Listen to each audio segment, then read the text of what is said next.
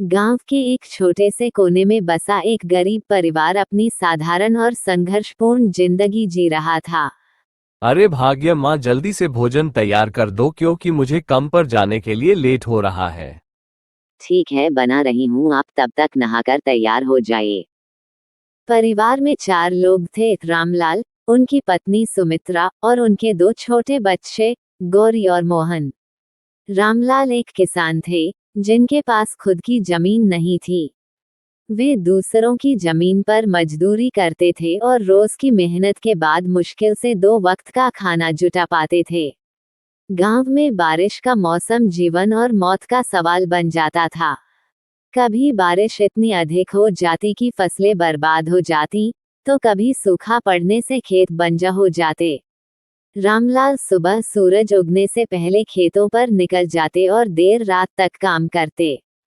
सुमित्रा घर में रहकर बच्चों की देखभाल करती और दूसरों के घरों में झाड़ू पोंछा कर थोड़ी बहुत कमाई करती। गौरी और मोहन को पढ़ाई का बहुत शौक था, लेकिन गांव के सरकारी स्कूल में सुविधाओं की कमी थी। किताबें फटी हुई, कपड़े पुराने और स्कूल जाने के लिए पैरों में चप्पल तक नहीं थी। फिर भी दोनों बच्चों का सपना था कि वे बड़े होकर अपने परिवार की गरीबी को खत्म करें। एक दिन गांव में एक सामाजिक कार्यकर्ता आए, जो गरीब बच्चों को शिक्षा देने के लिए एक अभियान चला रहे थे। उन्होंने गौरी और मोहन की मेहनत और लगन देखी और उनकी पढ़ाई का खर्च उठाने का फैसला किया। ये रामलाल के परिवार के लिए उम्मीद की एक किरण थी। समय बीतता गया। गौरी और मोहन ने पढ़ाई में बहुत मेहनत की।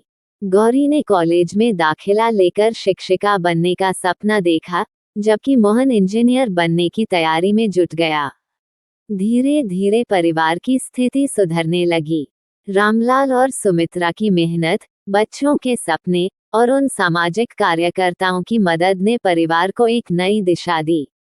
आज गौरी गांव के स्कूल में शिक्षिका है और बच्चों को शिक्षा का महत्व समझा रही है। मोहन शहर में एक बड़ी कंपनी में इंजीनियर है और हर महीने अपने परिवार को पैसे भेजता है। रामलाल और सुमित्रा को अपने बच्चों पर गर्व है, क्योंकि उनकी मेहनत और संघर्ष ने साबित कर दिया कि गरीबी इंसान को तोड़ नहीं सकती, अगर सपने और हौसला जिंदा हों।